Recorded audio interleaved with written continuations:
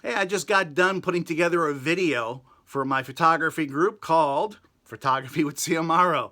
It's on Facebook, and I do these every month. I issue a video challenge to help folks expand their creative horizons with their photography, regardless of whether they're using a cell phone or a DSLR or what have you. But what I do is I pull examples from the great 20th century photographers, such as Alfred Stieglitz, who took this great picture here of Georgia O'Keeffe, the great painter.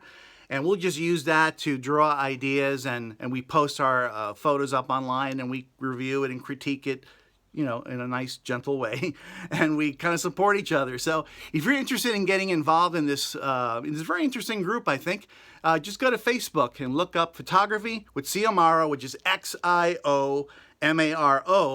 But until then, what you can also do, if you want to learn even more and learn more in a personal way, go to the NECCC's 75th Annual Photography Conference, which takes place on July 17th, 18th, and 19th. And NECCC, in case you don't know, stands for the New England Camera Club Council. Okay, they draw about 1,000 people.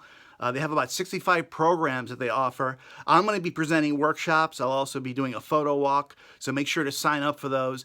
For more information, just look up NECCC right on the internet.